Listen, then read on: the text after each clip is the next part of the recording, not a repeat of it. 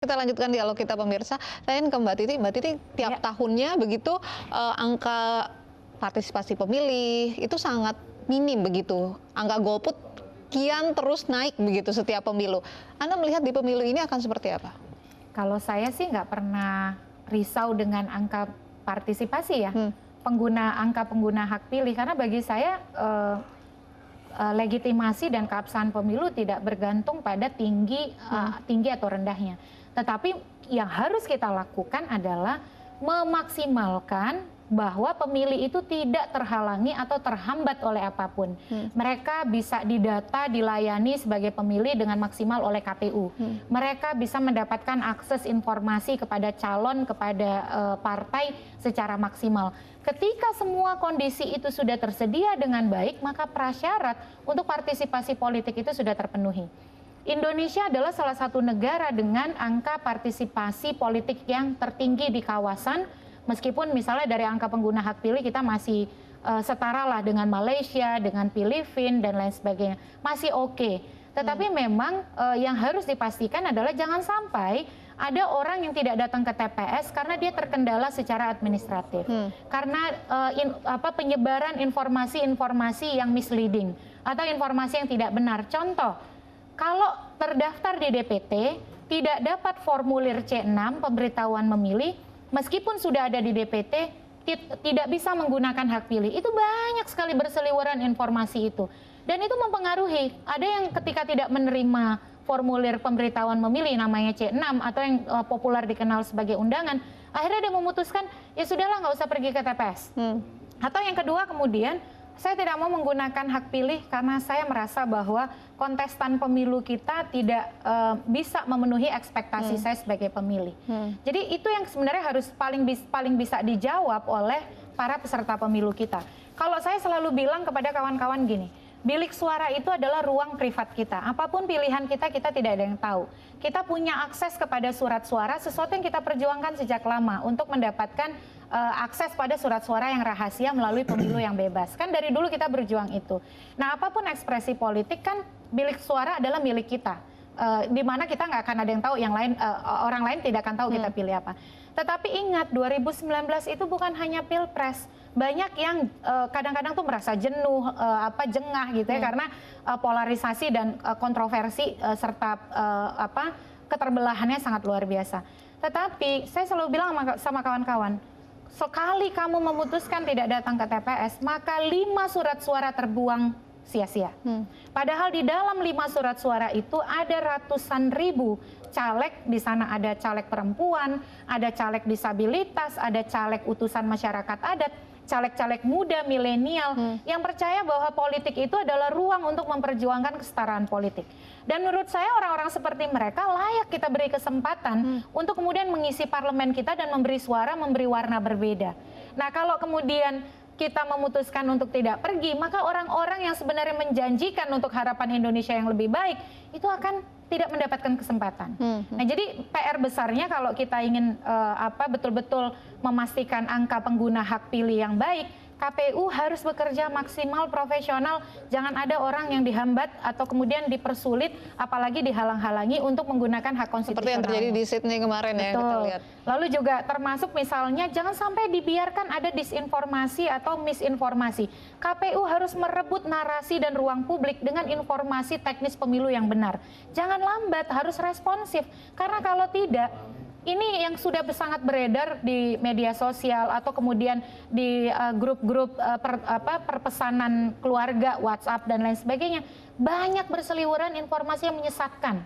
Dan kan tidak semua orang seperti Mas Fasko, Mas Garda setiap hari ngomongin pemilu, sehingga adrenalinnya itu tinggi. Ada yang kemudian kalau dia dapat informasi nggak jelas, dia udah males duluan. Nah, itu yang menjadi PR besar kita. Mas Garda?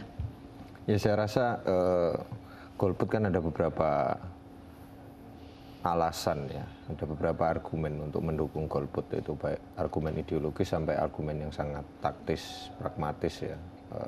Ada golput dikarenakan akses. Jika tadi saya sampaikan golput karena akses, saya rasa tadi sebagian sudah dijelaskan oleh Mbak Titi. Jadi bagaimana kemudian persoalan akses, mengakses bagaimana nama agar bisa masuk ke dalam daftar DPT, bagaimana kemudian sudah masuk ke DPT memastikan dapat C6, itu rasa itu problem yang sifatnya akses.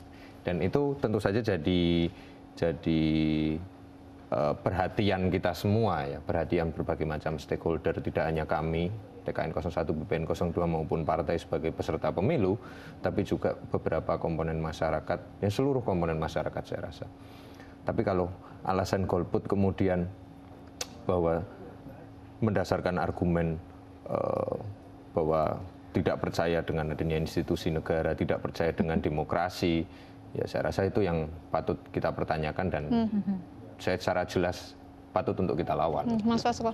Ya, kalau saya pribadi, saya tidak mau menyalahkan kenapa teman-teman itu harus golput ya. Karena kalau analisa kami, yang namanya golput itu kebanyakan orang-orang yang kecewa terhadap pemerintahan yang ada saat ini gitu loh. Jadi kebanyakan memang golput itu lari dari kekecewaan ya. Nah, alhamdulillahnya kami kayak semacam gini Mbak ya. Pada saat di akhir-akhir masa-masa kampanye ini, banyak sekali ulama-ulama yang juga sebagai influencer-influencer yang tadinya golput akhirnya sekarang jelas terang-terangan, terang benderang menyatakan dukungannya kepada Pak Prabowo dan Sandi. Dan itu yang membuat jadi turunannya itu semakin besar jadinya.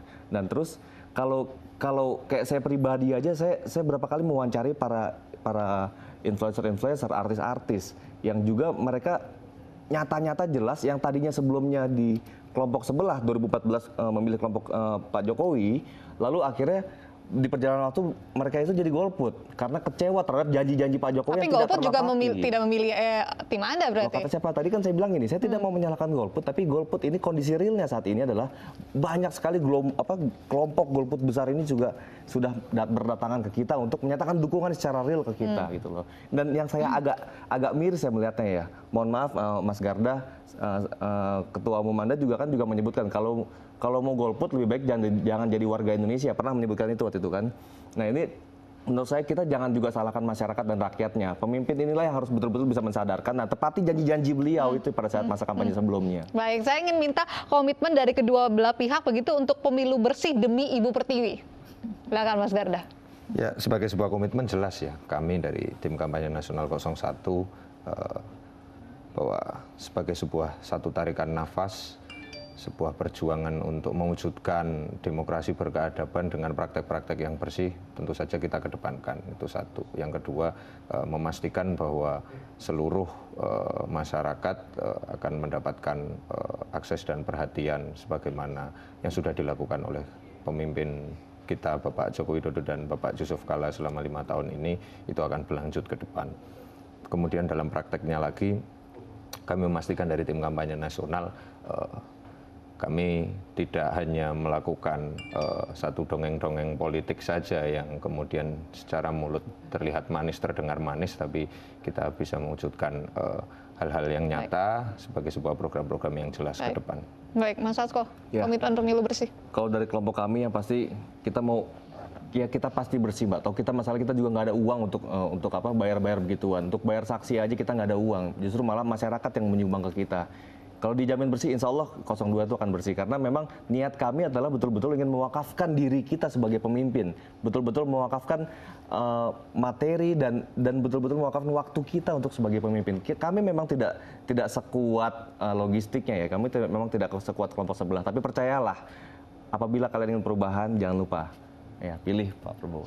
Baik, kita semua berharap pemilu bisa bersih, jujur, adil, dan juga kita menghimbau begitu masyarakat untuk menggunakan hak pilihnya besok, karena waktu Anda 5 menit di balik bilik suara akan menentukan nasib Indonesia begitu 5 tahun ke depannya. Terima kasih Mas Fasko. Dan jangan golput ya Mbak ya. Iya. Dan Mas Garda sudah hadir bersama kami di studio. Kami akan kembali pemirsa dengan informasi menarik lainnya sesaat lagi di Ainus TV.